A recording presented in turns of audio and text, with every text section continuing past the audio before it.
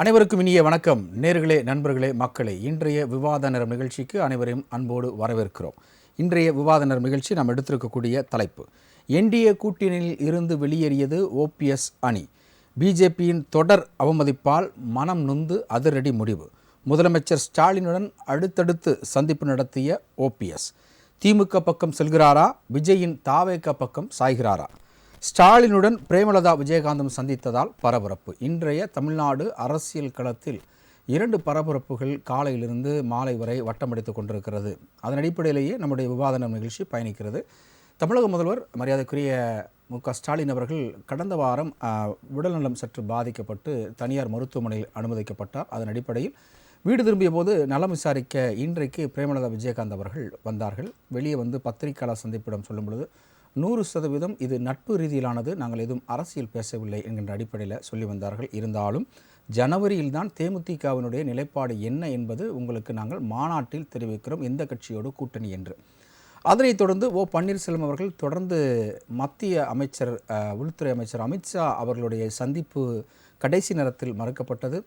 பிரதமர் மோடி அவர்கள் கடந்த வாரத்தில் தமிழகம் வந்த பொழுது அவருடைய சந்திப்பும் கடைசி நேரத்தில் நிராகரிக்கப்பட்டது என அடுத்தடுத்து தொடர்ந்து ஓபிஎஸ்ஸிற்கு பிஜேபியிலிருந்து அவரை உதாசீனப்படுத்தியதன் அடிப்படையில் மனம் நொந்து கடந்த 2 நாட்களுக்கு முன்பாக நிச்சயமாக நாங்கள் ஒரு நல்ல முடிவை அறிவிப்போம் என்கின்ற அடிப்படையில் தன்னுடைய கருத்துக்களை முன்வைத்திருந்தார். மட்டுமின்றி அவருடைய அரசியல் ஆலோசகர் மரியாதைக்குரிய திரு பன்ருட்டி ராமச்சந்திரன் எக்ஸ்-எம்எல்ஏ அவர்கள் ஓபிஎஸ் அவர்களுடைய இந்த முடிவானது, எடுக்கக்கூடிய முடிவானது மிகவும் ஒரு நல்ல ஒரு முடிவாக இருக்கும் என்கின்ற ஒரு ஆருடத்தை முன்பதே சொல்லியிருந்தார். அதன் அடிப்படையில் இன்றைக்கு பத்திரிகையாளர் சந்திப்பிலும் சரி, ஓபிஎஸ் அவர்கள் செய்தியாளர்களுக்கு பேட்டி கொடுக்காமல் அவருடைய அரசியல் ஆலோசகர் பன்ருட்டி ராமச்சந்திரன் அவர்கள் மூலமாக இந்த செய்தியாளர் சந்திப்பை நடத்தினார். அதில் பிஜேபி ஓபிஎஸ்ஸிற்கும் எங்களுக்கும் தந்த இடம் என்னவென்று உங்களுக்கு தெரியும் என்கின்ற அடிப்படையில் சொல்லியிருக்கிறாங்க. அதை எதை மனதில் வைத்து கொண்டு சொல்லியிருக்கிறார் என்றால், அவர் கடந்த நாடாளுமன்ற தேர்தலில் ராமேஸ்வரத்தில் சுயேட்சை சின்னத்தில், அதாவது பலாப்பழம் சின்னத்தில் போட்டியிட்டு அதில் 2வது இடத்தை பிடித்தார். ஸோ அதையும் தாண்டி வந்து ஓபிஎஸ் அவர்கள் பிஜேபிக்கு பல்வேறு வகையில் தமிழகத்தில் காலுன்றதற்கு இடம் கொடுத்திருக்கிறார். அதிலையும் முத்தாய்ப்பாக பார்க்கும் பொழுது 2016 ஜெயலலிதா அவர்களுடைய மறைவுக்கு பின்பதாக அதிமுக யாருக்கு செல்லப் போகிறது என்கின்ற அடிப்படையில் 2017 மிகப்பெரிய ஒரு எழுச்சி போராட்டம் நடந்ததன் அடிப்படையில் கட்சியும் சின்னமும் ஓபிஎஸ் அவர்களுக்குத்தான் சொந்தம் என்கின்ற அடிப்படையில் அன்றைக்கு தேர்தல் ஆணையம் அவருக்கு சின்னத்தையும் அந்த கட்சியையும் அன்றைய அவைத்தலைவர் மதுசூதனன் அவர்கள் மூலமாக வழங்கியது. பிறகு மீண்டும் இபிஎஸ் அணி ஓபிஎஸ் அணி என்கின்ற அடிப்படையில் ஆர்கே நகர் இடைத்தேர்தலை சந்திக்கும் பொழுது அங்கு டிடிவி தினகரன் அவர்கள் அபார வெற்றி பெற்றார். அதாவது ஆர்கே நகரில் முதலாவது ஆளும் கட்சியை எதிர்த்தும் எதிர்கட்சியை எதிர்த்தும் சுயேட்சை வேட்பாளர் ஒருவர் வெற்றி பெறுகிறார் என்றால் அது நீண்ட நெடிய வருடத்திற்கு பிறகு நடந்த ஒரு விஷயமாக பார்க்கப்படுகிறது.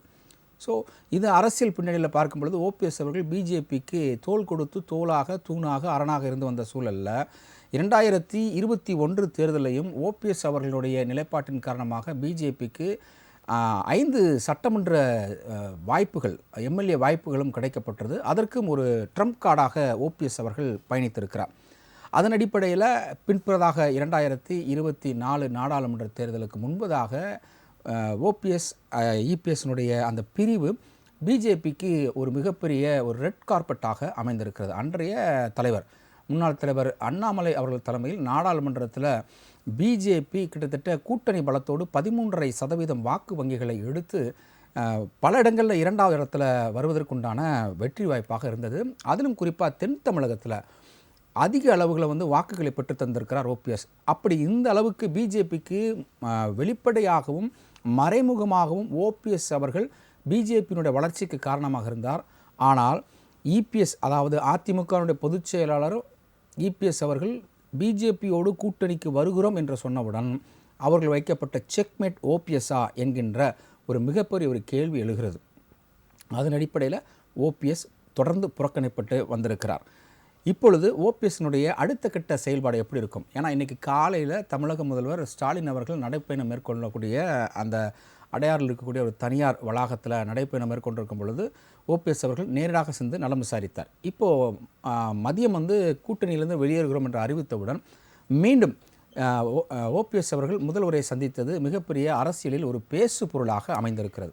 என்ன அப்படின்னா அவருடைய ஸ்டாண்டர்ட் எப்போ சொல்கிறோம் அப்படின்னா சுற்றுப்பயணம் மேற்கொண்டு அதன் அடிப்படையில் நாங்கள் சொல்கிறோன்னு சொல்லியிருக்கிறாரு பண்ருட்டி ராமச்சந்திரன் அவர்கள்.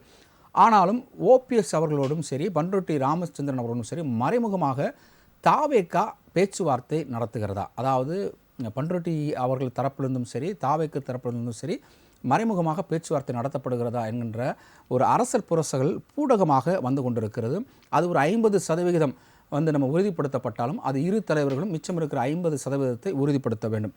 இல்லை இன்றைக்கு திமுக தலைவர் முதலமைச்சர் அவர்களை சந்தித்திருக்கிறார், அதன் அடிப்படையில் திமுக பக்கம் சாய்கிறாரா என்கின்ற ஒரு மிகப்பெரிய கேள்வி எழுகிறது. தேமுதிக நிலப்பாடு சொல்லிட்டோம். இந்த அடிப்படையில் இன்றைக்கு நம்முடைய விவாத நேர நிகழ்ச்சி பயணிக்கிறது. ஆக அந்த வகையில் நம்முடைய அழைப்பாளர்களை அறிமுகம் செய்து வைக்கலாம். தூத்துக்குடியிலிருந்து தன்னுடைய கருத்துக்களை முன்வைக்க தயாராக இருக்கிறார் பிஜேபியினுடைய தூத்துக்குடி செல்வம் அவர்கள். வரவேற்கிறோம். மாலை வணக்கம். வணக்கம். அடுத்தபடியாக அரங்கில் தமிழ்நாடு காங்கிரஸ் கமிட்டி முக்கிய முன்னணி நிர்வாகி மரியாதைக்குரிய திரு நந்தகுமார் அவர்கள் வரவேற்கிறோம். வணக்கம் நந்தகுமார். வணக்கம். அடுத்தபடியாக தமிழக வெற்றி கழகத்தினுடைய ஜலீல் அவர்கள் அரங்கத்திற்கு வந்திருக்கிறார். அவரை வரவேற்கிறோம். வணக்கம் ஜலீல். வாழ்த்துக்கள். இன்றைக்கி நீங்கள் தான் வந்து டாக் ஆஃப் த டவுனாக இருக்கீங்க. குறிப்பாக வந்து ஓபிஎஸ் அவர்களுடைய கூட்டம் நடைபெறுகிற அந்த தனியார் நட்சத்திர ஹோட்டலில் இன்றைக்கி பல செய்திகள் வெளியானது. இங்கே இருந்தாலும் நீங்கள் ரொம்ப பிஸியாக இருப்பீங்க நினச்சோம். நம்ம ராஜ் நியூஸ்க்கு நீங்கள் வந்து பேட்டி கொடுக்க வந்ததுக்கு மிக்க நன்றி. என்ன அப்படின்னா வந்து தாவேகா பக்கம் சாய்கிறாரா ஓபிஎஸ் என்கின்ற அடிப்படையில் போய்கிட்டு இருக்குது. அதுபோக வந்து கடந்த ஞாயிற்றுக்கிழமையில் ஒரு தனியார் தொலைக்காட்சிக்கு பண்ருட்டி ராமச்சந்திரன் அவர்கள் வந்து த ஃபியூச்சர் ஆஃப் தமிழ்நாடு அப்படின்னு சொல்லும்போது டிவிகே விஜய் அப்படின்னு வந்து ரொம்ப பெருமையாக சொன்னார். அதுக்கு என்ன காரணம் அப்படின்னா வந்து இப்போ இருக்கக்கூடிய இளைஞர்கள், அடுத்து ஆண்கள் எல்லாருமே வந்து பெண்கள், இளம் பெண்கள், வளரும் இளம் பெண்கள் எல்லாருமே வந்து டிவிகே பக்கம் தான் இருக்கிறாங்க. ஸோ ஃபியூச்சர் வந்து டிஎம்கே வஸ் டிவிகே தான் வந்து தமிழ்நாட்டில் இருக்கும் அப்படின்னு கேட்டாங்க. ஸோ இப்போது அங்கே இருக்கிற ஒரு ட்ரம்ப் கார்டு, அதாவது பிஜேபிக்காக இருக்கட்டும் ஏடிஎம்கேக்காக இருக்கட்டும் ஒரு ட்ரம்ப் கார்டு அப்படின்னு சொன்னால் வந்து ஓபிஎஸ் தான் சொல்லலாம். ஏன்னா ஜெயலலிதா அவங்களுடைய நன்மதிப்பை பெற்ற பரதன் அப்படின்னு கூட சொன்னாங்க. ஸோ அன்றைக்கி எதுவும் பேச்சுவார்த்தை நடத்த போனீங்களா? இல்லை, நிச்சயமாக இல்லை. அதாவது அந்த ஹோட்டலில் எனக்கான என்னுடைய சார்ந்த தொழில் சார்ந்த ஒரு சந்திப்பு முன்கூட்டியே திட்டமிடப்பட்டது. சரி. அதற்கான ஒரு சந்திப்புக்கு போகும்போது யதார்த்தமான ஒரு சூழல் தான். நான் அவர்களையோ அல்லது அவர்கள் என்னையோ எந்த ஓபிஎஸ் அவர்களுடைய தரப்புலையோ இல்லை என்னையோ கட்சி ரீதியாக எந்த ஒரு சந்திப்போ நேரடியாகவோ மறைமுகமாகவோ எந்த ஒரு சந்திப்பும் இல்லை. அப்படி நடந்திருந்தால் அதை சொல்வதற்கு தமிழக வெற்றி கழகத்துக்கு எந்த தயக்கமும் இல்லை. அதான் அதை பதிவு பண்ணிக்கிறேன். அதுக்கப்புறம் இன்னைக்கு வந்து நீங்கள் சொன்ன மாதிரி அவர் காலையில் நடைப்பயிற்சிக்கு போகும்போது தமிழகத்தினுடைய முதல்வர் அவர்களை கூட சந்திச்சிருக்கிறாரு அப்படின்றது இன்றைக்கி பேசும் பொருளாக மாறி இருக்கு. அதற்காக அவர் திமுகவுக்கு போகிறாரா அப்படின்றதெல்லாம் வந்து யதார்த்தமான ஒரு சந்திப்புகள் தான். அது இது எப்படி ஒரு யதார்த்தமான ஒரு சந்திப்பாக நடந்ததோ இது சந்திப்பு இல்லை. ஈவினிங்கும் போய் சந்திச்சிருக்கிறாரு. புரியல. ஈவினிங்கும் சிஎம் வீட்டில் போய் சந்திச்சுக்கிறாரு. இல்லை, அது அவர்களுக்குள்ளே என்ன ஒரு அரசியல் கட்சியினுடைய தலைவர். இவர் 4 முறை முதல்வராக பதவி ஏற்றிருக்கிறாரு. அந்த அம்மையார் இருக்கும்போது அவர்களுடைய நெருக்கடி காலகட்டத்தில் அவரை தான் நீங்கள் சொன்ன மாதிரி பரதனாக நம்பி இருந்து ஆட்சியை கொடுத்தவங்க. அப்படிப்பட்ட ஒருத்தர் இன்னைக்கு இருக்கக்கூடிய அவர் முன்னாள் முதல்வர் 4 முறை தமிழகத்தை ஆட்சி செஞ்சிருக்கிறாரு. குறுகிய காலமாக 3 முறை குறுகிய காலமாக இருந்தாலும் ஆட்சி செஞ்சிருக்கிறாரு. அதன் அடிப்படையில் இன்றைக்கி அவர்களுக்குள்ளே இருக்கக்கூடிய அரசியல் நிலைப்பாடு காரணமாக எதற்காக வேணாலும் சந்திச்சிருக்கலாம். புரியுதுங்களா? அது வந்து அவரவர்களுடைய நிலை, அவ்வளோதான் நம்ம சொல்ல முடியும். பண்ருட்டியார் வந்து மூத்த அரசியல்வாதி, பழம்பெரும் ஒரு திராவிட சிந்தனையாளர், எல்லாத்தையுமே வந்து எம்ஜிஆர் காலத்தினுடைய ஆள். அதுக்கு முன்னாடியுமே கட்சியில் இருந்தவர். அவர் ஒரு கட்சியை வழி நடத்தக்கூடியது அவருடைய கட்சிக்கு அரசியல் ஆளுமையாகவும் ஆலோசகராகவும் இருக்கிறாரு. அவருடைய கருத்துக்கள் வந்து ஏற்கனவே இங்கே சொன்னது தான். தளபதி அவர்கள் மாநாடுலேயே பிரகடனப்படுத்தியிருக்கிறாரு, ஆட்சியிலும் அதிகாரத்திலும் பங்கு அப்படின்னு சொல்லிட்டு. அந்த மாநாடு மேடையை சுற்றி வந்து பல லட்சமான இளைஞர்களை மட்டும்தான் நீங்கள் அங்கே பார்க்க முடிஞ்சுது, ஆணும் பெண்ணும் சரிசமமாக களத்தில். அப்பேற்பட்ட இடத்துல இன்றைக்கி அதனுடைய வெளிப்பாடாக அதனுடைய தாக்கமாக பண்ருட்டியார் சொல்லியிருக்கக்கூடிய கருத்து இதோட ஒத்து போகுதுன்னு சொல்லலாம். நீங்கள் பேசுகிறது பார்த்து ரொம்ப சாஃப்ட் கார்னரில் பேசுகிறீங்க. விரைவில் எதுவும் இப்போ எல்லாருமே அந்த பக்கம் வரக்கூடிய வாய்ப்பு இருக்கா? இல்லை, நாம் வந்து கொள்கை ரீதியான எதிரி யார் அப்படின்றத பிரகடனப்படுத்தியிருக்கிறார். அவர்கள் கூட கூட்டு வைத்திருக்கிறவர் கூட மறைமுகமான ஒரு கூட்டணியோ நேரடியான கூட்டணியோ இல்லைன்னு சொல்லிட்டாரு. அதுக்காக தான் ஓபிஎஸ் கூட்டணி விட்டு வெளியே வந்தாரா? இல்லை, அது அவருடைய விருப்பம், அவருடைய கட்சின்னு சொல்லிட்டானே. அவருடைய கட்சியினுடைய தலைவருக்கு எல்லா உரிமைகளும் இருக்கு. நாளைக்கு யார் வேணா வரலாம். திமுக கூட்டணி உடஞ்சு கூட இந்த பக்கம் வரலாம். புரியுதுங்களா? இவர் யாரு, காங்கிரஸ் சொல்றீங்களா? அது காங்கிரஸாக இருக்கலாம், விடுதலை சிறுத்தைகளாக இருக்கலாம், கம்யூனிஸ்டாக இருக்கலாம். இருக்கக்கூடியவர்கள் காங்கிரஸ் கூட்டணியில் திமுக கூட்டணின்னு தான் நான் சொல்கிறேன். ஆக மட்டும் நீங்கள் சொல்ல பார்த்தா டேமேஜ் வந்து திமுக கூட்டணிக்கு தான் சொல்கிற மாதிரி இருக்கு. இல்லை, 2026 ஆட்சியை அமைக்க போகிறது தமிழக வெற்றி கழகம் தான் சொல்கிறேன். உளவுத்துறையினுடைய தகவலாக அது இருக்குது. நீங்கள் வந்து இன்னைக்கு நாளொரு மேனியும் பொழுதொரு வண்ணமாக ஒவ்வொரு நாடகங்களும் அரங்கேற்றிக்கிட்டு இருக்கு. நீங்கள் வந்து ஒரு ட்ரையல் பார்ட்டி, அந்த ட்ரையல் பார்ட்டி வந்து இன்னுமே வந்து நீங்கள் வந்து களத்துக்குள்ளே இறங்கலை. இல்லை, ட்ரையல் பார்ட்டி தான் இன்னைக்கு வின்னிங் பார்ட்டியாக இருக்குது. இன்னைக்கு மக்கள் அதை தான் நேசிக்கிறாங்க, மக்கள் அதை தான் எதிர்பார்க்குறாங்க. போதும் நீங்க ஆட்சி செஞ்சதுன்னு சொல்றாங்க. இல்ல, அது மட்டும்தான் உங்களுக்கு தயக்கமா இருக்குது, அது மட்டும்தான் உங்களுக்கு பயமா இருக்குது. இதுல வந்து எனக்கு என்ன ஒரு மிகப்பெரிய ஒரு அந்த ஃபில் இன் தி பிளாங்க்ஸ் அப்படின்னு சொல்லுவாங்கல்ல. என்ன ஃபில் இன் தி பிளாங்க்ஸ் அப்படின்னா, so Panruti Ramachandran, OPS plus அவங்க கிட்ட இருக்கிற ஒரு 5 எம்எல்ஏக்கள், ஒரு எம்பி எல்லாம் வந்து இணைந்து வரும்பொழுது ஒரு தாவேக்காவுக்கு வந்து ஒரு அசுர பலம் வருமா? அதான் ஃபில்லிங் தி பிளாங்க்ஸ் வருமா அப்படின்னு தான் நான் கேட்குறேன். நல்லா புரிஞ்சுக்கணும். இல்லை, அந்த நிலைப்பாட்டில் தாவேக்கா இருக்கீங்களா? வந்தால் வரவேற்கிறதுக்கு உங்களுடைய கட்சி தலைமை, உங்களுடைய பொதுச் செயலாளர், தலைவர் எல்லாரும் வந்து அந்த மனநிலைமையில் இருக்காங்களா? வரக்கூடியவர்களுக்கு ஆட்சியிலும் அதிகாரத்திலும் பங்கு தரேன்னு சொல்லும்போது வரவர்களை அரவணைக்கக்கூடிய இடத்துல தலைவர் தளபதி இருக்கிறாருன்றதான நிதர்சனம். வரக்கூடியவர்களை நாங்கள் இப்போ இந்த ஊழல்வாதிகளுக்கு எதிராக ஒரு கட்டமைப்பை உருவாக்குறோன்னு சொல்லும்போது அதில் ஆட்சியிலும் அதிகாரத்திலும் பங்கு தரேன்னு மாநாடு மேடையிலேயே சொல்கிறாரு இல்லை. அப்போ வரவர்களை அரவணைக்க போய் தானே அந்த பதில் அவர் சொல்கிறாரு. சமீபத்தில் ரகசியமாக ராகுல் காந்தி அவர்களை விஜய் அவர்கள் சந்திக்க போகிறார் அப்படின்னா அந்த சந்திப்பு நிகழ்ந்திருக்கும்னு நினைக்கிறேன். அதுபோல் அது சந்திப்பு நிகழ்ந்ததா? இல்லை, இது வரைக்கும் அதாவது சந்திச்சிருந்தாலும் அது வந்து இரு அரசியல் கட்சியினுடைய தலைவர்களுடைய சந்திப்பு தான். புரியுதுங்களா? சந்திச்சிட்டாங்கன்னு நான் சொல்லலை. சந்தித்திருந்தாலும் அது வந்து பெரிய ஒரு தவறான ஒரு விஷயம் கிடையாது. அப்போ ஏன் சந்திக்கிறாங்க அப்படின்ற ஒரு கேள்வி தான் இங்கே எழும்பணும். இங்கே 1000 கேள்விகள் இருக்குது. இல்லை, ஜோடா யாத்ரா, அந்த யாத்ராவில் வந்து விஜய் அவர்கள் வந்து டெல்லியில் வந்து அவருக்கு நேரடியாக சென்று வந்து ஆதரவு கொடுத்தாங்க. அதன் பிறகுதான் தமிழகத்தில் வந்து ஒரு கட்சி தொடங்க வேண்டிய ஒரு நிலைப்பாட்டுக்கே வந்தார், மனநிலைமைக்கே வந்தார். ஸோ அப்போது விஜய்யோடைய பேக்ரவுண்டில் ராகுல் காந்தி இருக்கிறாரா? இவ்வளோ நாள் பிஜேபின்னு சொன்னீங்க, இப்போ காங்கிரஸ்ன்னு சொல்கிறீங்க. அப்படி இல்லை. இன்னைக்கு தமிழகத்தினுடைய இல்லை, நீங்கள் ஏன்னா தெளிவாக நீங்கள் சொல்லிட்டீங்க எங்களுக்கு கொள்கை எதிரி பிஜேபி. ஆமாம். ஸோ அப்போ நம்ம அதை கேட்க முடியாது. ஸோ அப்போது வந்து பிஜேபி விடுத்தா தேசிய கட்சின்ற இல்லை, நான் தான் சொல்லிட்டேனே, இது வந்து இப்போ அரசியல் களம். ஊழல்வாதிகளையும் பாசிச சிந்தனையாளர்களையும் வீழ்த்துறதுக்காக மட்டும்தான் இங்கே களம் காணப்பட்டுக்கிட்டு இருக்கு. இரு கட்சிகளும் ஆட்சி செய்தவர்கள் போதும், 2 பேருமே பிஜேபியை ஆதரித்தவர்கள் தான். அதில் மாற்று கருத்து இல்லை. இன்னைக்கு இருக்கக்கூடிய கட்சிகளை வச்சு வரக்கூடியவர்களை அரவணைத்து தமிழகத்தில் புதியதொரு மாற்றத்தை உருவாக்கணும் தான் தலைவர் தளபதி அவர்கள் ஒரு முயற்சி எடுத்திருக்கிறாரு. அந்த முயற்சி மிக அசுரபலமான தான். இன்றைக்கு ஜலீல் அவர்கள் அந்த நட்சத்திரத்துக்கு போனாரா அப்படின்னு மக்கள் டவுட்ல இருக்கு. இல்லை, அது வந்து இப்போ ஒரு தனியார் தொலைக்காட்சி வந்து தவறுதலாக போட்டுட்டாங்க. அந்த செய்தியாளர்கிட்ட கூட நான் பேசினேன். அது என்னுடைய தொழில் சார்ந்த என்னுடைய தனிப்பட்ட சந்திப்பு தானே தவிர்த்து அவருங்க வந்து மாடியில் ஒரு அரங்கில் ஒரு கூட்டம் நடத்திட்டு இருக்கிறாரு. நாங்கள் இங்கே போனது லாபியில் உட்காந்து ஒரு காஃபி சாப்பிட்டுட்டு ஒரு 25 நிமிட சந்திப்பில் நானும் என்னுடைய நண்பரும் உடனே வந்துட்டோம். கார் வெளியில் இருந்தது, வந்து எடுத்துகிட்டு வந்துட்டோம். லாபியில் அவங்க ஃபர்ஸ்ட் ஃப்ளோரில் இருக்காங்கன்றது உங்களுக்கு எப்படி தெரியும்? ஃபர்ஸ்ட் ஃப்ளோர்னு சொல்லலை, மேலே அரங்கில் இருக்கிறாங்க அப்படின்றது தான் நான் சொன்னேன். கூட்டம் ஓப்பன் அரங்கில் ரூமில் நடத்த போகிறது இல்லைல்ல, அரங்கத்தில் தானே நடத்தணும். புரியுதுங்களா? அவங்க நடத்துகிறாங்க. நாங்கள் போனது அங்கே உள்ள இருக்கக்கூடிய சிசிடிவி ஃபுட்டேஜ் எல்லாமே இருக்கும். நீங்கள் வேணா எடுத்து பார்த்து வரவேற்போம், இருகரம் கூப்பி வரவேற்போம். அது தமிழக வெற்றி கழகத்தினுடைய நிலைப்பாடு. ஓகே, அடுத்து நம்ம தொடர்ந்து பேசலாம். நம்ம நிகழ்ச்சியில் வந்து மற்றும் ஒரு, அதாவது நமக்கு எப்பயுமே வந்து பிரேக்கிங் செய்திகள் கொடுக்குறதுல வந்து இவர் வந்து ரொம்ப எக்ஸ்பர்ட். அந்த அளவுக்கு வந்து இன்றைக்கு இந்த ஷோவை பார்த்துட்டு இருக்கவங்க எல்லாத்துக்குமே ஒரு ஜாக் பாட் தான் அப்படின்னு சொல்லுவேன். நம்முடைய முன்னாள் அதிமுக நிர்வாகி திரு ஆவினன் வைத்தியநாதன் அவர்கள் வந்திருக்கிறார். வணக்கம் சார். வணக்கங்க சார். நேற்று நம்ம நிகழ்ச்சியில் நீங்கள் கலந்துக்கிட்டீங்க. இன்றைக்கி ஏன் தொடர் அழைப்பு நம்ம கொடுத்துருக்கோம் அப்படின்னா, பிஜேபிலேருந்து கண்டிப்பாக வெளியே வருவார் அப்படின்னு நேற்று நீங்கள் சொன்னீங்க. காங்கிரஸ் வந்தாலும் ஆச்சரியப்படுறதுக்குன்னு நீங்கள் சொல்லிட்டு போனீங்க. ஸோ இன்றைக்கு பிஜேபி இருக்கிறார்கள், காங்கிரஸும் இருக்கிறார்கள். இன்றைக்கு வந்து தாவேகா சார்பாக விஜய் அவர்களுடைய நிர்வாகிகள் சந்திப்பா அப்படின்னு சொல்லிட்டு ஜலீல் அவர்கள் இன்னைக்கு வந்து அவருடைய தனிப்பட்ட காரணக்காக ஹோட்டலுக்கு போனப்போ இன்னைக்கு பிரேக்கிங் நியூஸ்லேயும் அவர் வந்தார். அவர் தன்னுடைய விளக்கத்தை கொடுத்துட்டாரு. சொல்லுங்கள், என்ன நடக்குது? ஏன்னா இன்றைக்கி தொடர்ந்து 2 முறை சிஎம்ஐ சந்திச்சிருக்கிறாரு ஓபிஎஸ்.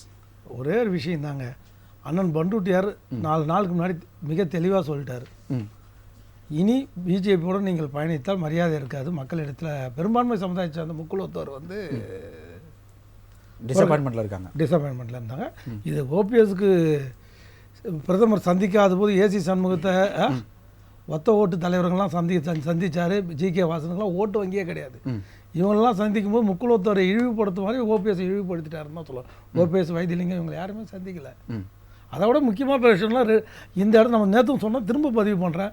நயினார் நாகேந்திரன் இருக்கிற இடத்துல ஓபிஎஸ் இருக்க மாட்டார், ஓபிஎஸ் இருக்கிற இடத்துல நயினார் நாகேந்திரன் இருக்க மாட்டார்.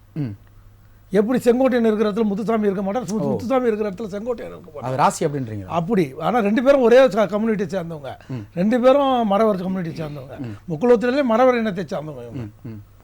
அவங்களுக்குள்ள அப்படி ஒரு கான்ட்ரவர்சி இருக்குது. நான் நேற்று மறைமுக பனிப்பொருளாக இருக்கா பனிப்பொருளை வெடிச்சதே வெளிப்படையாக வெடிச்சிருக்கு.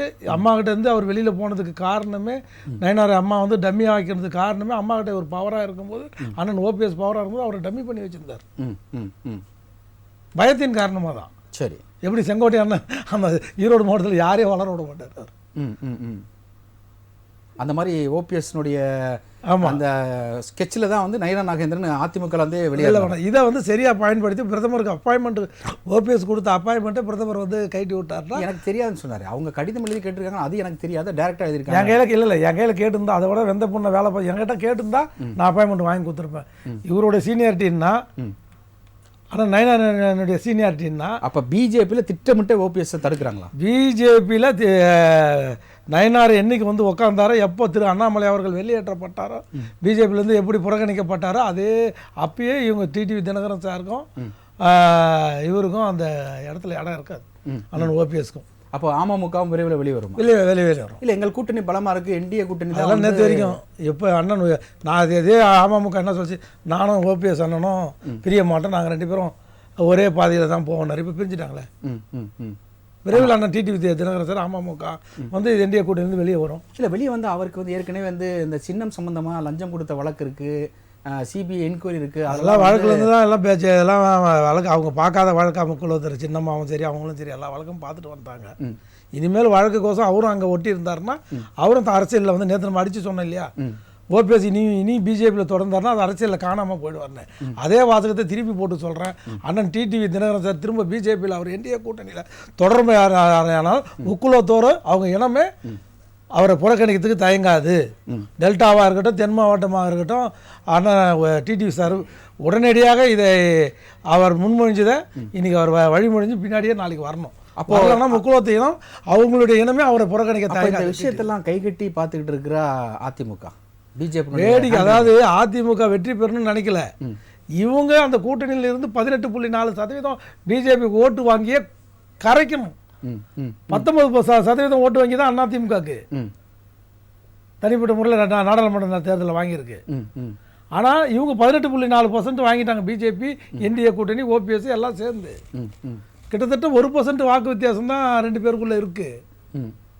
இல்லை, அப்படி 2 சேரும்பொழுது உங்களுக்கு வந்து 18 இங்கிட்ட ஒரு 13 சேரலையே. அந்த ஜெல் கூட்டணி சேர்ந்துருக்கேன் இல்லைங்க. அதிமுக சேர்ந்தவொன்னா அது மைனஸ் ஆயிடுச்சிங்க. இவங்கெல்லாம் அதாவது ஒரு கஷ்ட காலத்தில் கூட இருந்தவங்களும் எப்போவுமே மறக்கக்கூடாதுன்னு சொல்லுவாங்க. தமிழனுடைய பண்பாடே அதுதான். நன்றி உணர்வோடு இருப்பது தான் தமிழன். அது பிஜேபிக்கு அது வடக்கத்திக்காரன்றதுனால தமிழ்ன்றதுக்கு ஆப்போசிட்டாக அவர் வந்து கஷ்டம் யார் அவருக்கு உறுதுணையாக இருந்தாங்களோ அன்றைக்கு யார் அது அன்புமணியாக இருக்கட்டும், டிடிவி சாராக இருக்கட்டும், ஓபிஎஸ் அண்ணனாக இருக்கட்டும், அவர் பச்சைமுத்தார் எல்லாமே உறுதுணையாக இருந்தாங்க. ஆனால் எடப்பாடி அங்கே சேர்ந்த உடனே இவங்க அத்தனை பேரும் நன்றி மறந்து பிஜேபி இவங்க அத்தனை பேரையும் கழட்டி எடப்பாடி பேச்சை கேட்டு கழட்டி விட்டது மக்கள் மத்தியில் மிகப்பெரிய தாக்கத்தை ஏற்படுத்தியிருக்குது. அது இல்லாமல் முக்குலத்தூர் மத்தியில் ஏற்கனவே எடப்பாடி மேலே அவங்களுக்கு ஒரு வெறுப்புணர்வு இருக்குது. இன்னும் மேலும் வெறுப்புணர்வை தூண்டுற மாதிரி ஆயிடுச்சு. இது ஓபிஎஸ் இந்த தருணம் முதல்ல அவருக்கு வாழ்த்தையும் வரவேற்பையும் சொல்கிறேன். இந்த தருணத்தில் இப்படி ஒரு நிலைப்பாடு அவர் எடுக்காமல் இருந்தார்னா தமிழக அரசியல் களத்திலே அவர் இருந்திருக்க மாட்டார். ஓகே, நம்ம தொடர்ந்து பேசலாம். அடுத்து இணைமொழியாக இணைந்திருக்கக்கூடிய பிஜேபியுடைய திரு தூத்துக்குடி செல்வம், அதாவது டிடிவி தினகரன் விரைவில் பிஜேபி கூட்டணியிலிருந்து வெளியே வருவார் அப்படின்னு வந்து ஒரு விஷயத்தை இங்கே வந்து அமமுக முன்னாள் அமமுக வேட்பாளர் ஆயிரவிளக்கு தொகுதி கடந்த சட்டமன்ற வேட்பாளர் சொல்றார் ஆவின் மத்தியநாதன். உங்களுடைய கருத்து? ராஜ் நியூஸ் தமிழ் தொலைக்காட்சி நிறுவனத்திற்கு வணக்கண்ணா. வணக்கம். மூத்த நெறியாளர் மரியாதைக்குரிய அருள் கவரியல் அவர்களுக்கு, தொழில்நுட்ப கலைஞர்களுக்கு, என்னுடைய இனிய நண்பர் ஆவின் வைத்தியநாதன் உள்ளிட்ட பங்கேற்பாளர்களுக்கு அனைவருக்கும் என்னுடைய பணிவான வணக்கம். அதாவது அதன் ஆவின் வைத்தியநாதன் அது எல்லா நிலையிலும் எல்லோராலும் அறியப்பட்டவர். அது ஒரு பக்கம். இப்ப என்ன கேட்டீங்கன்னா, என்டிஏ கூட்டணியில இருந்து ஓபிஎஸ் விலகி இருக்கார் அப்படிங்கறதுதான். திரு ஓபிஎஸ் அவர்கள் விலகி இருக்கிறார் அப்படிங்கிறது நான் ஏற்கனவே சொல்லியிருக்கேன். நான் அந்த அருண் கபரியல் அவர்களுக்கு நினைவுபடுத்த வேண்டிய அவசியம் இருக்காதுன்னு நினைக்கிறேன். நான் பல இதுல சொல்லியிருக்கேன். இந்த ஆண்டு இறுதி வரை அரசியலில் மிகப்பெரிய தட்பவெப்ப மாற்றம் ஏற்படும். திசைவழி போக்கு நிறைய மாற்றங்கள் வரும். இன்னும் 153 நாட்கள் 2025ஆம் ஆண்டில் மிச்சம் இருப்பது 153 நாட்கள் இருக்கு. இந்த 153 நாட்களில் மிகப்பெரிய அளவிலே மாற்றங்கள் வரும். இன்னும் இப்ப ஏதோ மரியாதைக்குரிய ஓபிஎஸ் அவர்கள் வெளியே போயிட்டாங்க என்டிஏல இருந்து, முதலமைச்சரை சந்தித்திருக்கிறார். இன்னும் கூட அவர் தமிழக வெற்றி கழகத்தோடு இணையக்கூடும். இப்படிப்பட்ட யூகங்கள் எல்லாம் இப்ப இன்றைக்கு தொடங்கி இருக்கு. இன்னும் வெகு விரைவில் இன்னும் ஒரு மாச காலத்துக்குள்ள பாத்தீங்கன்னா இன்னும் சில செய்திகள்லாம் உங்களுக்கு வரும். இன்னும் நிறைய பிரேக்கிங் நியூஸ் நிறைய இருக்கு. நாம விவாதிக்கக்கூடிய அளவுக்கு நிறைய செய்திகள்லாம் வரும். பிஜேபியோட இப்படி எடுத்துக்கலாமா? பிஜேபியோட திமுக கூட்டணி வைக்கிறதுன்னு எடுத்துக்கலாமா? பிரேக்கிங் நியூஸ் ஆனா செல்வனா, நான் கேட்டது என்னன்னா, முக்குலத்தூர்ல ஒரு ஆள், நீங்க முக்குலத்தூர் ஓட்டு பிஜேபி இழந்து விட்டதுன்னு சொல்றேன், என்டிஏ கூட்டணி இழந்து விட்டது. இதுக்கு ஒரு பதில் சொல்லிட்டீங்கன்னா நல்லா இருக்கும்ண்ணா. முக்குலத்தூர்ல முக்கியமான ஒரு அண்ணன், அதனால அண்ணன் கிட்ட இருந்து இந்த பதிலை எதிர்பார்க்கிறேன் அவளோட. அதான் இன்னொரு விஷயம் என்னன்னு கேட்டீங்கன்னா, சரியான நேரத்தில் தவறான முடிவெடுப்பது அல்லது சரியான முடிவெடுக்க வேண்டிய நேரத்தில் மௌனமாக இருப்பது, இதெல்லாம் அரசியல்ல மிகப்பெரிய பின்னடைவை ஏற்படுத்தி விடும் என்பதை கடந்த காலங்களில் நம்ம பார்த்திருக்கோம். எதுக்குன்னு கேட்டீங்கன்னா, என்ன ஒரு நிமிடம் அனுமதிங்க.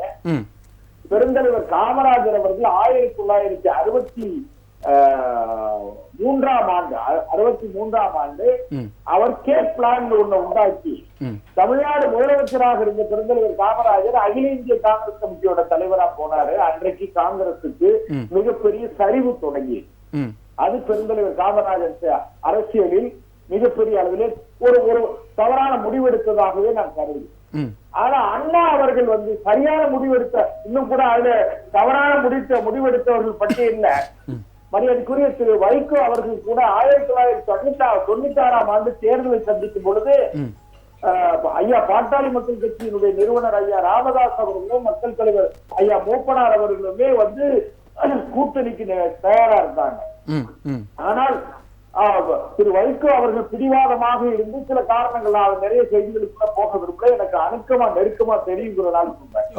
அதுல இருந்துட்டு ஐயா ராமதாஸ் அவர்கள் வெளியே வரும்போது வைகோ சர்வாதிகாரியை போல நடந்து கொள்கிறார் சொல்லி ஓப்பனா சொல்லிட்டு போனாங்க. அந்த அளவிற்கு அது ஒரு சங்கடம். அதே போலவே 2006ஆம் ஆண்டு திருச்சி மாநாட்டுக்கு வருகிறேன் என்று சொல்லிவிட்டு திரு வைகோ அவர்கள் போயஸ்காரனுக்கு போனது எல்லாருக்கும் தெரியும். அப்போ ஓபிஎஸ் அவர்கள் இன்னைக்கு எடுத்தது சரியான நேரத்துல தவறான முடிவுன்னு சொல்றீங்களா? உங்க கூட்டணியிலிருந்து வெளியேறியது இல்ல, நான் சொல்லல. நான் அதற்கான உரிமையோ அதற்கான அவசியமோ என்னிடத்திலே இல்லை.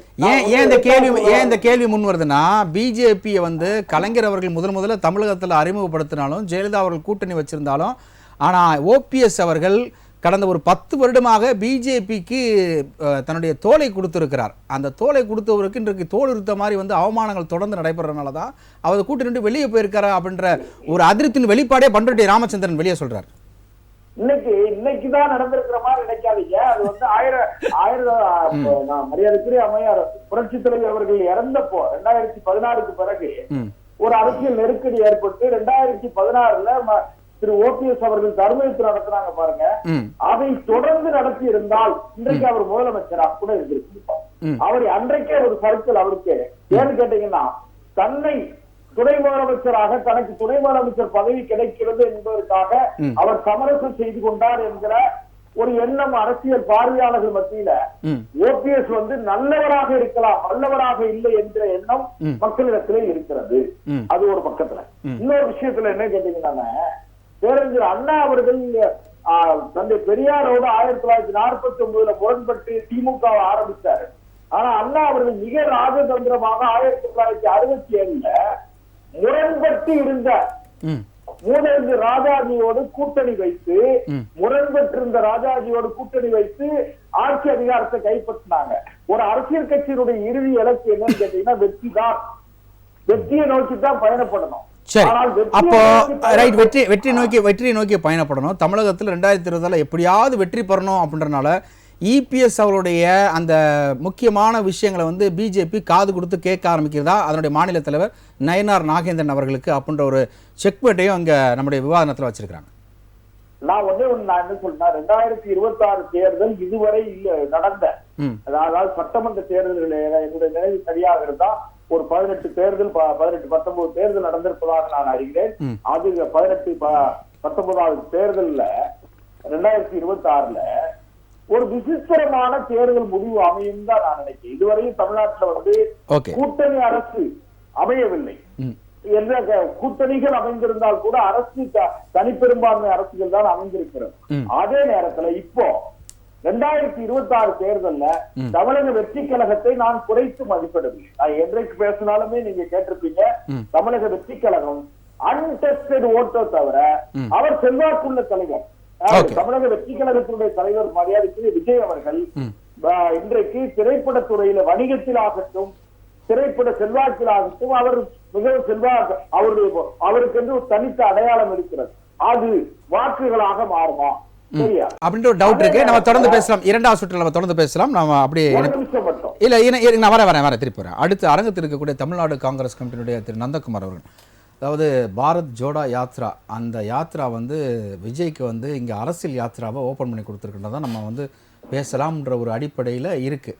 இப்போ என்னோட கேள்வி என்ன அப்படின்னா, நம்ம அதாவது தாவேக்கா பக்கம் ஓபிஎஸ் ஆகிறாரா அப்படின்ற ஒரு கேள்வி எழும்புகிறது. அதே நேரத்தில் வந்து ஆட்சியிலும் கூட்டணியிலும் எங்களுக்கு வந்து பங்கு வேணும் அப்படின்னு வந்து செல்வ பிறந்தகை அவர்கள் சொல்லியிருக்கிறாங்க. வந்தால் நல்லாயிருக்கும் அப்படின்னு தான் வந்து காங்கிரஸுடைய இப்போ நிலைப்பாடாக இருக்குது. அதையும் தாண்டி ஒரு 2 நாட்கள் முன்பு கடந்த வாரம் ஓபிஎஸ் அவர்கள் வந்து பிரதமர் சந்திக்காதது அரசியல் பிஜேபியால் அவர் அனாதையாக்கப்பட்டிருக்கிறார் அப்படின்ற ஒரு பேட்டியை முன் வச்சு ஒரு கரிசனையின் அடிப்படையில், அவர் ஏன்னா 3 முறை முதலமைச்சராக இருந்திருக்கிறார் அப்படின்னு சொல்லி காங்கிரஸ் கட்சி கரிசனையில் சொல்லியிருக்கு. ஓபிஎஸ்னுடைய இன்றைய நிலைப்பாடு எப்படி பார்க்குறீங்க, உங்களுடைய கருத்து? அனைவருக்கும் வணக்கம். தாவேக்காவின் தலைவர் விஜய் அவர்கள் பாரத் ஜோடா யாத்திரை அப்போ எங்களோட தலைவர் ராகுல் காந்தியை சந்தித்து பேசினார் சொல்றீங்க. அவர் மாத்திரம் சந்திச்சு பேசலை, எல்லா வந்து சினிமாவில் இருக்கிறவங்க, மற்ற அரசியல் கட்சி தலைவர்கள், கமலஹாசன் எல்லாருமே சந்திச்சு பேசுனாங்க. அது வந்து ஒரு நாட்டின் ஒற்றுமைக்காக, நியாயத்திற்கான ஒரு போராட்டத்துக்கான வழிமுறைன்றதுனால அது எல்லாருமே பங்கு பெறணும் அப்படின்றதுக்காக எல்லாருமே அதில் கலந்துக்கிட்டாங்க. ஆனா அங்கதான் வந்து விஜயோட கட்சிக்கு வந்து ஒரு ஆரம்ப புள்ளி அப்படின்னு நீங்க சொல்றது வந்து தப்பான விஷயம். ஏன்னா வந்து அது எப்படி தப்பான விஷயம் சொல்ல நான் சொல்ல வரேன். விழுப்புரத்துல வந்து மாநாடு போட்டு எங்களுக்கு கொள்கை எதிரி பிஜேபின்னு சொல்லிட்டாரு, காங்கிரஸ் சொல்லலையே. அதாவது நீங்க வந்து வாயளவுல பேசுறதை வச்சுலாம் நம்பிக்கையில நம்ம பேச முடியாது. செல்வன் சொன்னாரு, இன்னும் 153 நாள் என்னன்னு நடக்கலாம், நீங்க கேட்ட மாதிரி திமுக பிஜேபி சேரலாமா கூட கேட்டீங்க. அந்த மாதிரி ஏதோ நடக்கலாம். இது வந்து எல்லாமே வந்து ஜஸ்ட் வந்து ஒரு காங்கிரஸ் எல்லாமே வந்து காங்கிரஸ் தாவேக்காவோட வருமா, காங்கிரஸ் தாவேக்கா கூட வருமா அப்படிங்கறது நாங்க டிசைட் பண்ண முடியாது. அது வந்து இந்த தாவேக்கா கட்சியோட வெளிப்படைத்தன்மை, அவங்க என்ன பண்ண போறாங்க, அவங்களோட கொள்கையான இது என்ன அப்படின்னு தெரிஞ்சதுக்கு அப்புறமா அதை பத்தி நாங்க டிசைட் பண்றோம். ஆனா ஒரு விஷயத்த வந்து நான் பதிவு பண்ண விரும்புறேன். என்ன விஷயம் அப்படின்னா, தாவேக்கா அப்படிங்கிற ஒரு கட்சி உருவாகுவதற்கு முதல்ல பிள்ளையார் சுழி போட்டது யார் தெரியுமா? அதாவது வந்து விஜயோட ரசிகர்களுக்கு முன்னால் ஒரு எழுச்சி வரணும், தமிழகத்தில் ஒரு கொந்தளிப்பு வரணும், அதனால ஒரு மொமெண்டம் ஃபார்ம் ஆகணும். அதை வச்சுதான் விஜய் வந்து ஒரு கட்சி ஆரம்பிக்க போறார். இதுக்கு முன்னேற்பாடா ஒரு நிகழ்ச்சி நடக்குது. அது எது தெரியுமா உங்களுக்கு?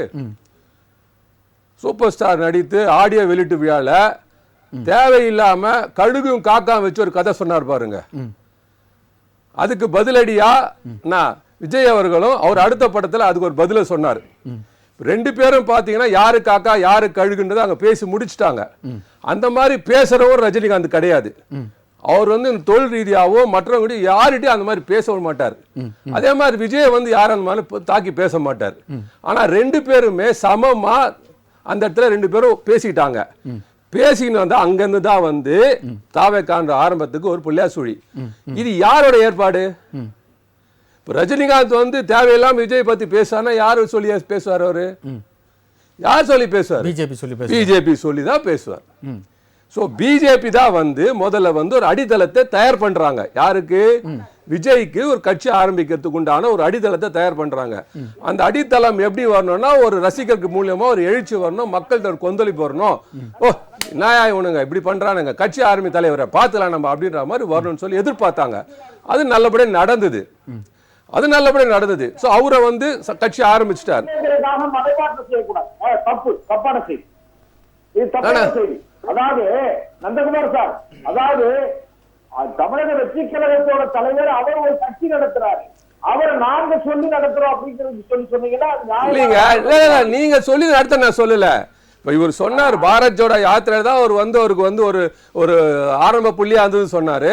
ஆரம்ப புள்ளியை போட்டது பாஜக தான் நான் சொல்லியிருக்கேன். கட்சி ஆரம்பிச்சது நீங்க சொல்லி ஆரம்பிக்கல. அவரு சீஃப் மினிஸ்டர் ஆகணும் அப்படிங்கிறது அவரோட கனவு இல்லையோ, அவங்க அப்பாவோட கனவு. எனக்கு 20 வருஷம் முன்னாடி தெரியும், தெரியுங்களா? அவங்க அப்பாவோட கனவு தான் அவர் சீஃப் மினிஸ்டர் ஆகணும்ட்டு.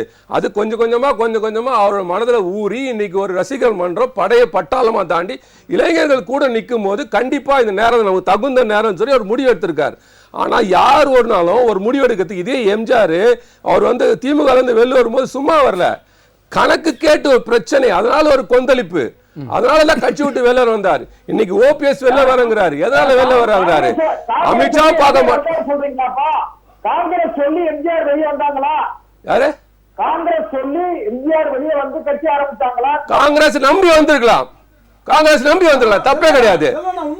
உண்மைதான், காங்கிரஸ் நம்பி வந்துடலாம், உண்மைதான். புரட்சித் தலைவர் வந்து அண்ணன் இந்திரா காந்தியோட ஆலோசனை பேர் தான் வந்தாரு. கவர்னருக்கு மனு கொடுத்தாரு புரட்சித் தலைவர், திமுக அரசை கலைக்க சொல்லி. இதெல்லாம் இந்திரா காந்தி கவர்னர் அன்னைக்கு இருந்த கவர்னரை வச்சு கலைச்சாங்க. ஆமா, இது எல்லாமே இந்திரா காந்தி புரட்சி தலைவருக்கு சாத்தியம் அவ்வளவு சீக்கிரமா சாத்தியம் ஏற்பட்டிருக்காது. மாமன்னம் புரட்சி தலைவருக்கு அந்த கதி தான் இருந்தது. அது போலதான் விஜய் வந்து இங்க புஷ்அப் பண்ணப்படுறாங்க. நீங்க ஒண்ணு மாத்திரம் பாருங்க. இப்ப நான் ஜலீல் அவர்களுக்கு வந்து வாழ்த்துக்களை சொல்றேன். ஏன்னா பாத்தீங்கன்னா சகோதரர் ஜலீல் தான் இப்ப எனக்கு தெரிஞ்சு தாவேக சார்பா அதிகமா பேசப்பட்டு வருகிறார். அதாவது பார்த்தா இன்னைக்கு கூட வந்து கட்சி ஆரம்பிச்சோன்னு பாத்தீங்கன்னா ஒருத்தர் வந்தார் தாவேக சார்பா பேச வந்தார். 2 வாரத்துக்கு அப்புறம் அவர் இல்ல. அதுக்கப்புறம் திடீர்னு உணர்த்தர் வந்தார். 2 வாரத்துக்கு அப்புறம் அவரை காணோம். அதுக்கப்புறம் ஐயநாதன் ஐயா போனாரு, அதுக்கப்புறம் அவரை காணோம். அப்புறம் ஜெகதீசன் போனார், அதுக்கப்புறம் அவரை காணோம். சோ யாருமே வந்து தாவேக்கால நிலைச்சு நிக்க மாட்டேங்கிறாங்க. அது காரணம் என்ன அப்படின்னா அங்க ஒரு வெளிப்படைத்தன்மை இல்ல. இப்போ நான் போறேன், ஜலீல் போறாருன்னா நாங்களாம் வந்து படிக்கட்டுல 8வது படியில நிப்போம். ஒரு ஐயநாதன் ஜெகதீசன் போறாங்களா அவர் அனுபவம் பெற்றவர்கள். அவங்க போனாங்கன்னா அந்த கட்சியோட நிலைப்பாடு என்ன, கொள்கை என்னங்கிறத வந்து தலைவர் மூலியமாவோ இல்ல அங்க இருக்கிற கொள்கை பரப்பு செயலாளர் ஐயநாதையோ ஜெகதீஸ்வரனையோ ஜல்லியை நம்பி வந்து தாவேக்க ஆரம்பிக்கல, மக்களை நம்பி தான் தாவேக்க. சார் நீங்க அவரே சொல்லுவார் சார், நீங்க யாரை நம்பி ஆரம்பிச்சாலும் உங்களோட கொள்கை எடுத்துன்னு போறது இவங்க தான் முதல்ல. டாபிக் அது இல்ல டாபிக் உள்ள வரேன். இது வந்து முழுக்க ஒரு ரகசியத்தை சொல்றேன். திரு அண்ணாமலை அவர்கள் ஓபிஎஸ்ஐ சந்திச்சு இந்த டைம் பாம்பை வெடிச்சிருக்காரு.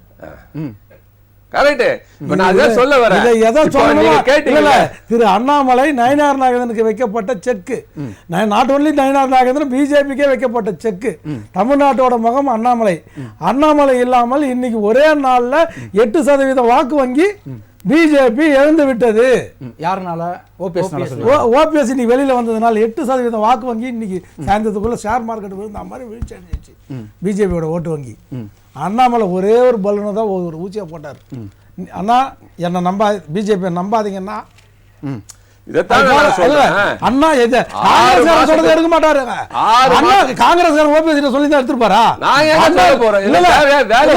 அண்ணாமலை சொன்னாரு, கையை தூக்கிட்டாரு, இது பிஜேபி போறது சரியில்லைண்ணா அப்படின்னு 2 பேருக்குமே சொல்லிட்டாரு. யாருக்கு? அண்ணன் டிடிவி சாருக்கும் சொல்லிட்டாரு, தலைவன் டிடிவி சாருக்கும் சொல்லிட்டாரு, அண்ணன் ஓபிஎஸ்க்கும் சொல்லிட்டாரு. நான் இதுல கொஞ்சம் முற்றிலும் மாறுபடுறேன். அண்ணாமலை சொன்னது உண்மைதான். ஆனா பிஜேபி போறது சரியில்லைன்னு சொன்னார் பாத்தீங்களா, அது ரொம்ப தப்பு. இந்த ஏற்பாடுகளை செய்யறது அண்ணாமலை தான். ஏன் 6 மாசத்துக்கு முன்னாடி இருந்த அண்ணாமலை இன்னைக்கு எங்க இருக்காரு? அப்போ எப்பயோ முதலமைச்சரா இருந்தார், எப்பயோ வந்து ஒருங்கிணைப்பாளர் பன்னீர்செல்வத்துக்கு வந்து நீங்க வந்து மதிப்பு தரணும், மரியாதை தரலன்னா எப்படி வந்து அவங்க ஏத்துப்பாங்க? இப்போ ஆக்சுவலா அண்ணாமலை இருந்த வரைக்கும் மதிப்பு மரியாதை அவருக்கு எந்த இடத்துல கொடுத்தாங்க. நயினார் நாகேந்திரன் வந்ததுக்கு அப்புறமேட்டு தான் நயினார் நாகேந்திரனும் எடப்பாடியும் வேலுமணியும் சேர்ந்து கூட்டு சதி இது. அதாவது இவர் அவமானப்படுத்தினால் இவர் வெளியேறிடுவார். நல்லா எதற்காக நான் கேக்குறேன், அவமானப்படுத்தினால் இவர் வெளியேறுவார். எதற்காக அவர் வெளியேற்றப்படுகிறார்? அதான் நீங்க சொல்லுங்க. முதல்ல தாவேகா பக்கம் போக வேண்டும். நான் வேற விஷயம். அவங்களுடைய 3 கண்டிஷன் சொல்லிட்டாங்க. நாங்க இப்போது எந்த யாரோடையும் கூட்டணி இல்ல சொல்லிட்டாங்களா? திருப்பி போனது ஒரே ஒரு பாராளுமன்ற தொகுதியில 3,45,000 ஓட்டு வாங்கியிருக்காரு. யார்? அண்ணன் ஓபிஎஸ். அந்த முக்கோலத்தோர் பெல்ட்ல எவ்வளவு ஓட்டு வரும் பாத்துங்க. இத்தனைக்கு 6 ஓ பன்னீர்செல்வம் போட்டிட்டாரு. எத்தனையோ ஓ பன்னீர்செல்வம் டூப்ளிகேட் பன்னீர்செல்வத்தெல்லாம் போட்டு இவங்க செய்தாங்க, சதி திட்டினாங்க. அப்போ கூட 1 லட்சத்தை தாண்ட முடியும். அதே போல முதல்ல இவர் வந்து ஓ பன்னீர்செல்வம் சுற்றுப்பயணம் மேற்கொள்வார்னு சொல்லியிருக்காங்க. ஆமா, எதனால அது ஒண்ணு ரொம்ப முக்கியமா பார்க்கணும். அதாவது ஒரே ஒரு விஷயம், வெற்றி பெறும் கூட்டணியில் நாங்கள் இருப்போம் அப்படின்னு சொல்லியிருக்காங்க. அதான் வெற்றி திமுக கூட தான் வரணும். இல்ல, திமுக கூட ஒருபோதும் போக மாட்டார். அப்ப நீங்க அந்த அடிப்படையில தான் சந்திச்சாங்க. நீங்க எல்லாம் தவறா சொல்றீங்க. அவர் 3 முறை அனைத்து இந்திய அண்ணா திராவிட முன்னேற்ற கழகத்தில் முதலமைச்சராக இருந்தவர். திமுக அவர் போய் பார்க்க நேர்ந்ததுடைய விலகல் காலையில நாளைக்கு முன்னாடி தெரியாத விஷயம் இல்ல. நான் ஒரே விஷயம் சொல்றேன். 3 நாளைக்கு முன்னாடி பண்ருட்டியார் சொல்லிட்டாரு, தாவேகா பக்கம் போறது நல்லது, மரியாதையாக இருக்கும், வெற்றி கூட்டணி அதுதான் அப்படின்னு சொல்லிட்டாரு. இதேதான் சொல்றாரு. அதான் சொல்றேன். இப்ப அதான் நான் சொல்றேன், கூட்டணிகளும் இப்பவும் சொல்றேன். இப்போ அண்ணா திமுகவோடு இருக்கக்கூடிய கூட்டணி கட்சிகளாக இருந்தாலும் சரி, திமுகவோடு இருக்கக்கூடிய கூட்டணி கட்சிகளாக இருந்தாலும் சரி, எங்கள் காட்சிகள் மாறிக்கிட்டு இருக்குன்றத நான் பலமுறை நம்ம சேனல்ல பதிவு பண்ணிருக்கிறேன். இப்போ பதிவு பண்றேன். திமுக கூட்டணி உடையுது. யார வச்சு சொல்றீங்களா? கூட்டணி வரதான் போகுது. தமிழகத்துல ஆட்சி மாற்றம் உண்மையாக நடக்கதான் ஒரு கட்சிக்கு ஒரு அடித்தளம் இல்லனா அந்த கட்சி தேர்தலில் நிக்க முடியாது. நிக்கிறாங்க பாத்தீங்களா? இப்ப சொல்றாங்க பாத்தீங்களா? அடித்தளம் இல்லனா அதெல்லாம் எப்ப ஆரம்பிச்ச கட்சியா? திருப்பி அதிமுக அதிமுக இதுக்கு பதில் சொல்லுங்க. 100 ஆண்டு கட்சி நீங்க 60 சீட்டு வாங்கும்போது திமுக இருந்தீங்க, 40 சீட்டு வாங்கும்போது திமுக இருக்கீங்க, 20 சீட்டு வாங்கியும் திமுக இருக்கீங்க. நாளைக்கு 10 கொடுத்தாலும் திமுக தானே இருப்பீங்க. உங்களுக்கு திமுகன்ற ஒரு அடித்தளம் தேவை தானே? எங்களுக்கு அப்படிப்பட்ட கட்சி இல்ல. தமிழக வெற்றி கழகம் மக்களை நம்பி ஆரம்பிக்கப்பட்ட கட்சி.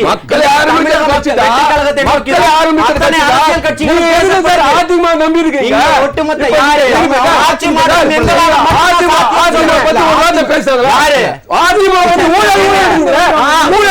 எடப்பாடி ஊழல் பண்ண 32 கேஸ் இருக்கு, அத பத்தி பேசுங்க. செல்வமணி மேல கேஸ் இல்லையா? இவரு தங்கமணி மேல கேஸ், அத பத்தி பேசுங்க. அத பத்தி பேசுங்க.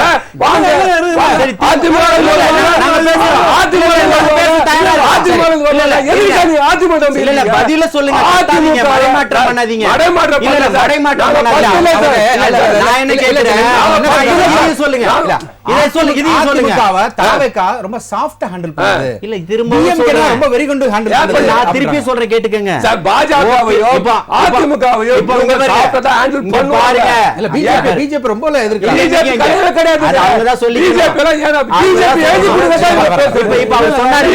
ரெண்டு பேரும் அமைதியான ஒரு நல்ல இல்ல இல்ல அதான் அமைதியான உங்களுக்கு தான ஒரு தகவல் சொல்றேன். பிரேக்லாம் போறாங்க. அவருக்கு சேர்த்து தான் தகவல் சொல்றேன். மெய்யநாதனுக்கு தெரியும். இங்க அதிமுகன்ற ஒரு கட்சி 4 பிளவுபட்டுருச்சு. அது பிஜேபியால தான். புரியுதுங்களா? அதுல எங்க மாற்று கருத்து இல்ல. 3 முறை தர்மன் யுத்தம் நடத்தினவரை 3 முறை முதல்வராக இருந்தவரை காய் நகர்த்தி கொண்டு போய் அன்னைக்கு அங்க எல்லா வேலைகளும் பண்ணி நடத்தி முடிச்சுட்டாங்க. இன்னைக்கு பிஜேபி அதுல இருந்து இன்னைக்கு மானத்தோடு வெளியில வந்துட்டாரு. மாண்புமிகு இல்லாமலா இருந்தாலும் சரி மானத்தோடு வெளியில வந்துட்டாரு. என்ன ஆனால் காங்கிரஸால இன்னைக்கு அப்படி ஒரு நிலைப்பாடு எடுக்க முடியுமா? இன்னைக்கு இவர் சொன்னார் பாத்தீங்களா, அது எங்க கட்சி தலைமை எடுக்கணும். அததான் நான் சகோதரருக்கு சொல்றேன்.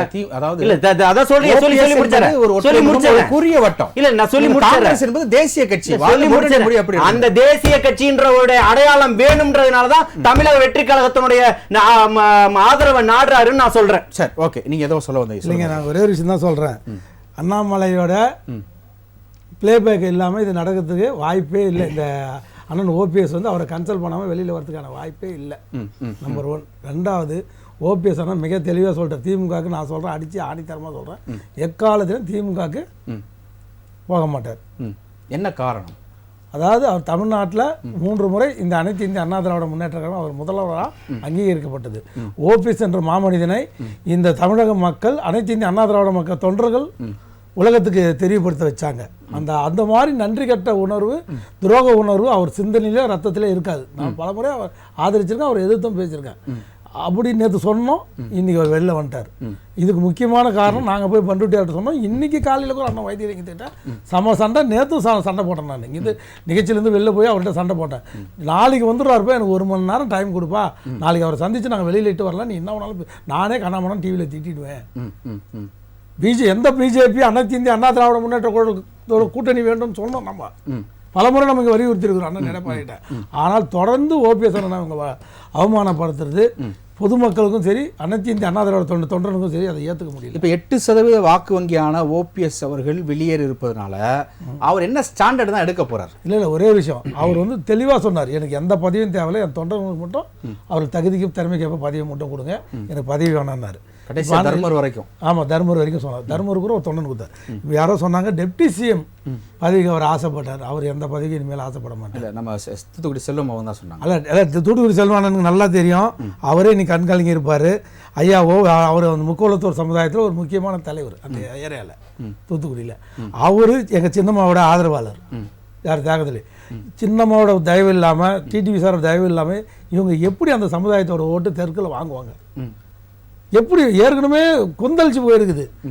மதுரையிலேருந்து திருச்சியிலேருந்து தென்மண்டலம். தமிழகத்தில் நிலவக்கூடிய பிரச்சனைகளை தாண்டி சாதி ரீதியான வாக்குகள் தான் வந்து ஆளுமையாக வரும். அதான் சார், எதுவாக இருந்தாலும் சொல்ல. இப்போ எடப்பாடி எதை வச்சு அவருடைய வாக்கு வன்மையை சொல்கிறாரு? கொங்கு மண்டலத்தில் இருக்கிற, இப்போ கொங்கு மண்டலத்திலே அவர் ஓட்டையை போட்டார் திரு அண்ணாமலை. உண்மையிலேயே எடப்பாடிக்கு இருந்த செல்வாக்கை விட திரு அண்ணாமலைக்கு வந்து அங்கே செல்வாக்கு தாசியாக உருவாக்குனார். அப்படிப்பட்ட திரு அண்ணாமலையை பிஜேபி எடப்பாடி பேச்சை கேட்டுன்னு கைட்டி விட்டு நயினாரை கொண்டு வந்தது. எடப்பாடியோட பரிந்துரை மேலே தான் நயினார் வந்தாரே தவிர அவர் சுயமாக நீச்சல் அடிச்செல்லாம் வரல. முழுக்க எடப்பாடி வேலுமணியோட பரிந்துரையில் தான் வந்தார். எனக்கு நல்லா தெரியும். அது உள்ள வரல. நான் என்ன கேட்குறேன்னா, இப்போ இவர் வெளியில் வந்துட்டார், அவருக்கு இருக்கிற ஒன்லி ஆப்ஷன் பண்ருட்டியார் சொன்ன அதே மூத்த தலைவர் பண்ருட்டியார் சொன்ன ஆப்ஷன் தான். இங்கே வெளியில் வர்றதுக்கு முன்னாடியே அவர் முடிவு பண்ணிடுறாங்க. ஆல்ரெடி ஒரு சொட்டு பேச்சுவார்த்தையே நடந்து முடிஞ்சிடுச்சு. இவங்களுக்கு மட்டும் நடக்கலை. திரும்ப நம்ம பல முறை சொல்லிட்டோம், திருமாவளவனுக்கு 40 சீட்டும் ஒரு சைடு துணை முதல்வர் பதவியும் உறுதி செய்யப்பட்டுச்சுன்னு. இந்த பக்கம் இந்த கட்சி திருமாவளவன் தனி கட்சி, ஆனால் இவர் தனி கட்சி கிடையாது. இவர் வந்து தனி கட்சியாக இருக்கலாம், இல்லைன்னா தாவக்காவிலே போய் ஐக்கியமாயிடலாம். நான் அதான் கேட்க நினைச்சேன், தனி கட்சி ஆரம்பிச்சு ஆதரவு கூட்டணியா போறாரா, இல்ல தாவேக்காவிலே டைரக்டா எடப்பாடியே முதலமைச்சரா ஏத்துக்கிற அளவுக்கு அவருக்கு மனப்பக்குவம் வந்தா, தாவேக்கா விஜய் வந்து கரிஸ்மா கிட்ட லீடர், தமிழக மக்கள் மனசுல முதல்வர் வேட்பாளர் அண்ணன் தயங்கவே மாட்டாரு. நான் தான் சொன்னேன், அதுல அவர் கேடுகட்ட எடப்பாடியே அவர் ஏத்துக்கினார். இது மாதிரி ஒரு ஜென்மமே உலகத்தில் பார்க்க முடியாது. துரோக ஜென்மத்தை எங்கேயுமே பார்க்க முடியாது. எங்கள் தியாக தலைவி முதலமைச்சராக ஏற்றி அழகு பார்த்து அந்த தியாக தலைவி உருண்டு போய் காலில் வந்து கூவத்தூரில் பண்ணிட்டு அவங்க பரப்படாகிற சிறையிலேருந்து வரும்போது அந்த கார் கொடியை கைட்டார். அவங்க கணவர் இதுக்கு வராங்க, அதுக்கு ஏகப்பட்ட விதிமுறைகளை போட்டு தடுத்தார். யார்? திரு நடராஜன் எங்கள் சித்தப்பா வரக்கூடாதுன்னு சொல்லி அவ்வளோ தொல்லை கொடுத்த ஒரு எடப்பாடி. அப்படிப்பட்ட தலைவிக்கு துரோகம் பண்ணார். சரி, எப்போ சேர போறார் தாவேக்கால ஓபிஎஸ் அவர்கள்? விரைவில். அதில் ஒன்றும் மாற்றல. அவங்களுக்கு பொசிஷன் பேசிட்டு இருக்காங்க, பேச்சுவார்த்தை முடியும். ஏற்கனவே பண்ருட்டியாருக்கு எல்லாம் வந்து நிறைய பேருக்கு தெரியும். ஏற்கனவே பண்ருட்டியாருக்கு அழைப்பு வந்தது. அது நம்ம நிறைய தெரியும் அந்த அழைப்பு. என்ன இல்லை, நான் என்ன சொல்றேன் அப்படின்னா, இந்த பேச்சுவார்த்தை என்பது எந்த அளவுக்கு இருக்கு? இது உண்மையிலே அதாவது இல்ல செப்டம்பர் மாதம் 4ஆம் தேதிக்குள்ள இணைஞ்சிருவார். செப்டம்பர் 4ஆம் தேதி சுற்றுப்பயணம் பேசி அங்கே மதுரையில் மாநாடு நடத்த போறாரு. அங்கே அவருடைய இதை எபிலிட்டியை நிரூபிக்க போறாரு. அந்த அவங்க மண்ணில் நடத்த போறாரு. இதில் தேனி மாவட்டத்தில், தேனி மதுரை அவங்க தானே தென் மாவட்டத்தில் நடத்த போறாரு. அது மிகப்பெரிய, இது வரைக்கும் யாரும் வரலாறு காணாத ஒரு மாநாடாக இருக்கும். அதுக்கப்புறம் அங்கேயே இணைப்பு பற்றி அங்கேயே அறிவிக்க போறாரு. விஜய் நடக்கிற மாநாட்டில் சொல்றீங்களா, இல்லை ஓபிஎஸ் நடத்த போற மாநாட்டில் செப்டம்பர் 4ஆம் தேதி நடக்குது. ஓகே, அது நடந்துட்டு அங்கேயே அவர் நடக்கிற மாநாட்டில் கலந்துப்பார். நீங்க கவலையே படாதீங்க. கண்டிப்பா அண்ணன் ஓபிஎஸ் எடப்பாடியை மீண்டும் முதலமைச்சர் கனவை இன்னைக்கு தகர்த்து எறிஞ்சிட்டார். நிறைவான சுற்று உங்ககிட்ட இருந்து நான் ஆரம்பிக்கிறேன். இல்ல தகர்த்து ஓபிஎஸ் அவருடைய சகாக்கள் தாவேக்காவில் இணைகிறார்கள் என்றால் தாவேக்காவுக்கு என்ன லாபம்? தாவேக்காக்கு இன்னைக்கு சொல்கிறேன், இன்னும் இப்போ தான் தவழ்ந்து வந்த குழந்தை அதுக்கு வந்து கிழக்கு லெவலில் அரசியல் லெவலில் ரசிகர் மன்றத்தில் இருந்தாங்க தவிர அரசியல் லெவலில் நான் சொல்றேன் ஒரு அடிவமைப்பு எடுத்து ஓட முடியாது. இப்ப இவரு பேஸ் கொடுக்க போறாரு, பேஸ் போய் தான் தாவேக்காக்கு இப்ப பேஸ் போட போறாரு. இருங்க இவரு ஆல்ரெடி பேஸ் போட்டாங்க. இப்ப இவரு சொல்றது என்ன, இப்ப இத நான் சொல்ல முடியல, நீங்க வரவே இல்ல. அது ஆரம்பிக்கலாம், கொடி ஆரம்பிக்கலாம். நான் சொல்றேன் கிழக்கு ஒரு தொகுதிக்குள்ள போனா அது சாதாரண ஒரு பதில் பதில கேளுங்க. இந்த பக்கம் திரும்ப அண்ணன் கிழக்கிழ லெவல்ல தொண்டருங்க இருக்காங்க, பூத் கமிட்டி இருக்கு. அதே மாதிரி அமமுகவுக்கு நீ குறைச்சி மதிப்பிடாதீங்க, கிழக்கு லெவலில் பூத் கமிட்டி எல்லாம் இருக்கு. அதே மாதிரி அண்ணன் எல்லாமே ஓபிஎஸ் ஆதரவாளர்கள், வைத்திலிங்க ஆதரவாளர்கள் மட்டும் கணக்கு போடாதீங்க. எடப்பாடியே அனைத்து இந்திய அண்ணா திராவிட முன்னேற்ற கழகத்தை பிடிக்காதவர்கள், சின்னம்மா ஆதரவாளர்களாக இருக்கட்டும், ஓபிஎஸ் அண்ணன் ஆதரவாளர்கள் இருக்கட்டும், எடப்பாடி ஆன்டி எடப்பாடின்னு ஒரு குரூப்பு. அதாவது தாவேகா ரசிகர்கள் மாவட்ட நிர்வாகிகள் ஒரு பக்கம்னா, இந்த பக்கம் அரசியல் நிர்வாகிகள் ஒரு பக்கம், அதாவது இரண்டு தண்டவாளம் மாதிரி நீங்க சொல்றீங்க. ஆமா, அதுதான். ஏன்னா புரட்சி தலைவர் கூட அவர் ரசிகர்களுக்கு முன்னுரிமை கொடுக்கணும் தான் ஆரம்பிச்சாரு. ஆனா முடியல. இவங்களை வச்சுட்டு அந்த நேரத்தில் விசிலச்சாம் கொஞ்சம் எல்லாம் கிண்டல் பண்ணாங்க. யாரு? திமுக. அதெல்லாம் மீறி என்ன பண்ணாருன்னா, அங்கிருந்து வந்தவங்களுக்கு முக்கியத்துவம் கொடுத்தாரு. எங்கிருந்து? திமுக இருந்து வந்தாங்க இல்லையா, யாராரு புரட்சி தலைவர் நெடுஞ்செழியனா இருக்கட்டும், அது ஆளுமைகள் வந்தாங்கல்ல, இல்ல ஆளுமைகளா இருக்கிறவங்க திமுக கலந்து வந்தாங்க. எஸ்.எம். துரைராஜ் மட்டும் தாங்க வந்தார் தலைவர் கூட. ஒரே ஒரு சட்டமன்ற திருவள்ளூர் மாவட்டத்தில் ஒரே ஒரு எம்எல்ஏ தாங்க வந்தாங்க. அன்னைக்கு எல்லாரும் கலைஞர் எதிர்த்து பேசி தூண்டி விட்டுங்க, யாருமே வரல திமுக இருந்து. நான் சொல்ல புரியுதுங்களா?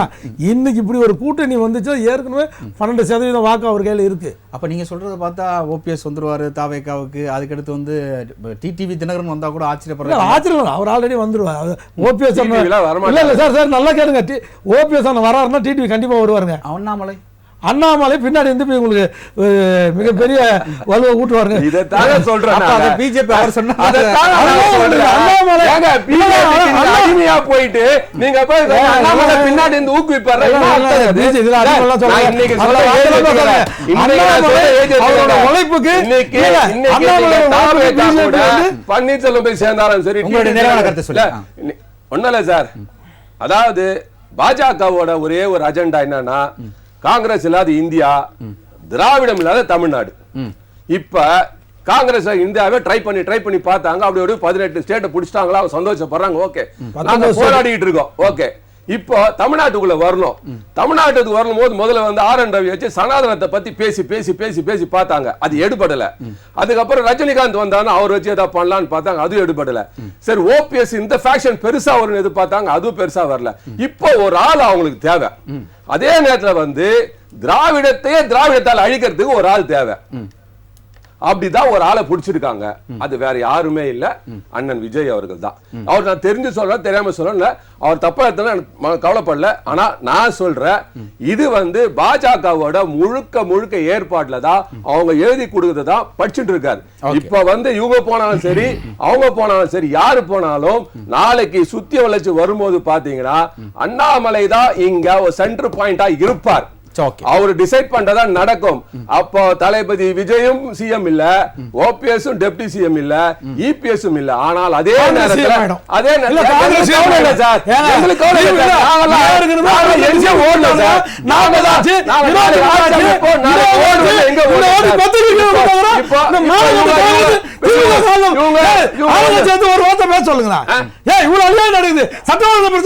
ஒரே ஒரு சின்ன அறிக்கை கொடுத்து துப்பு இல்ல.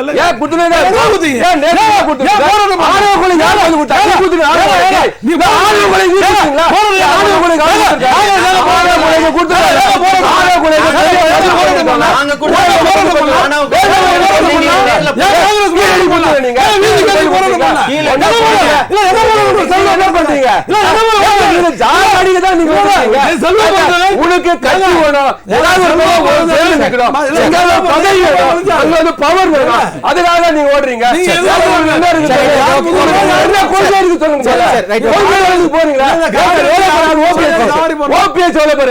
அவரு போய் தாவே காப்பி நிக்கலாமா? போவான்றீங்களா? எப்படி சார் ஒரு ஆளு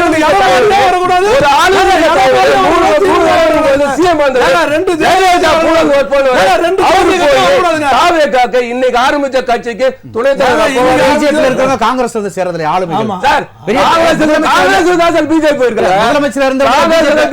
பிஜேபி இருக்கிற முக்கியமான ஆட்கள் காங்கிரஸ் முக்கியமான 2 பேர் தான் சார் இப்ப லாஸ்ட் எலெக்ஷன் வந்தாங்க. முழுக்க என்ன சொல்றேன்னா திராவிடத்தை வேற இருக்க இங்க ஏற்கனவே ஒரு கதை சொல்லிட்டேன். 2 பூனை ஒரு அப்போ ஒரு குரங்கு. ஓகே, அதுதான் இங்க நடக்க போது. திராவிடத்தை பண்ணுவாங்க, ஆனா எந்த காரணத்து கொண்டும் இங்க நடக்காது. எதிர்பார்க்கிற மாதிரி விசிக தலைவர் வரமாட்டாரு, காங்கிரஸ் வராது, திமுக கூட்டணி சாங்காருக்கு மீண்டும் ஆட்சி அமைக்கும். விசிக தலைவர் கூட்டணி பேசி முடிச்சு 40 தொகுதி பேசி முடிச்சு டெப்டி சிஎம்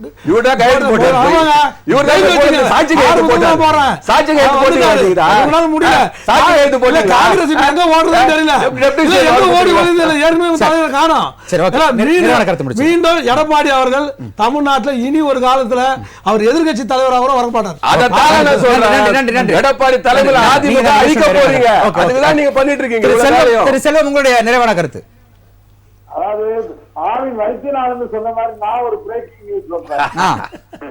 வெகு விரைவில் தமிழ்நாட்டில் ஒரு புதிய கட்சி உதயமாக, வெகு விரைவில் தமிழ்நாட்டுல ஒரு புதிய கட்சி உதயமாக போகிறது. அது ஒண்ணு. ரெண்டாவது வந்து நான் என்ன சொல்றேன்னு கேட்டீங்கன்னா, அரசியல்ல எல்லாமே சாத்தியம் தான். எல்லாமே யார் ஒரு புதிய கட்சினா அண்ணாமலை அவர்கள் கட்சி ஆரம்பிக்க போறத சொல்றீங்களா? இல்ல, உங்க யுகத்துக்கு நான் எப்படின்னா பொறுப்பாக முடியும், அதெல்லாம் கிடையாது. அதாவது ஒரு புதிய கட்சி வெகு விரைவில் ஆரம்பமாகிறது என்கிற பிரேக்கிங் நியூஸோட நான் வந்து என்னுடைய இல்ல ஓபிஎஸ் ஆரம்பிக்க போற கட்சியா சொல்றீங்களா? என்னன்னா ஓபிஎஸ் அவர்கள் ஆரம்பிக்க போற ஓபிஎஸ்ல கட்சி பதிவு பண்ணியாச்சு. ஓபிஎஸ்ல கட்சி பதிவு பண்ணியாச்சு. ஆவின் வைத்தியநாதன் என்னை விட நெருக்கமா இருக்கிறவரு. அவர் சொல்றதுல ஒருல முரண்படுறேன். தாவேக்காவோடு அவர் இணைவார், தாவேக்காவோடு கூட்டணியாக இணைவாரே தவிர தாவேக்கால கட்சி அவரு தன்னை இணைத்துக் கொள்ள மாட்டார்.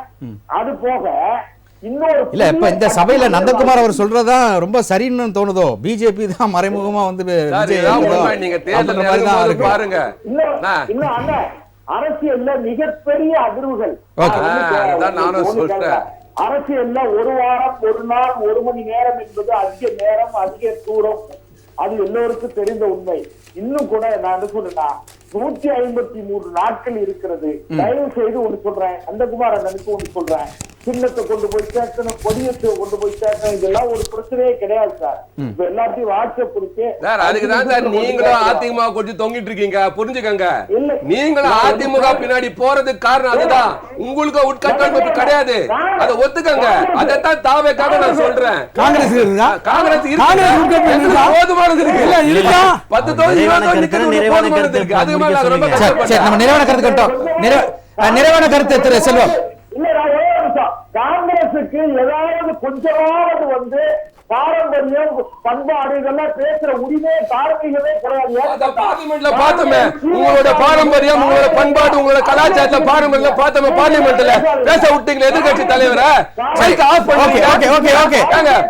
ஒரு 4 தீவிரவாதியை பிடிக்கிறது 3 ஆபரேஷன், 4 தீவிரவாதியை பிடிக்க 3 ஆபரேஷன். நிகழ்ச்சியினுடைய நிறைவான கருத்து திரு செல்வம். முடியல, அதுக்கு 3 மாசம், அதுக்கப்புறம் நீங்க வேற கதை சொல்றீங்க. நிகழ்ச்சி நேத்து சிவசக்தி இந்த நிகழ்ச்சி சம்பந்தமா பேசலாம். என்ன நிகழ்ச்சி சம்பந்தமா நிறைவான கருத்து மோடி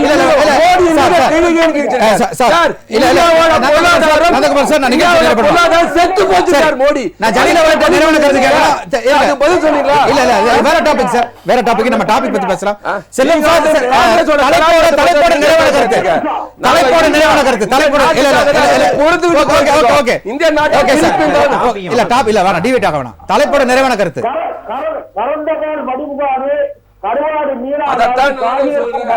எந்த காரணம் பிஜேபி மாறாதுன்ற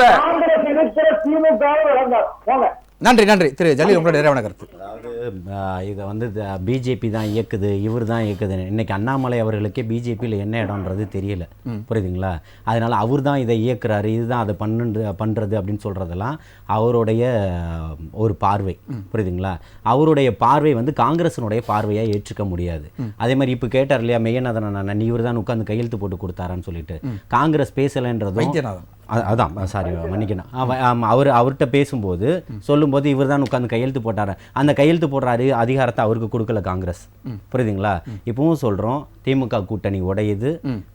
எதிர்பார்க்கக்கூடிய ஒரு மிகப்பெரிய மக்கள் ஆட்சி இங்கே வரப்போகுது. 2026 மிகப்பெரிய ஒரு மாற்றத்தை உருவாக்க போகிறோம். அதை விட்டுட்டு நம்ம கத்துறதுனால இங்கே வந்து எந்த விஷயமும் கட்டமைப்பு மாறிடாது.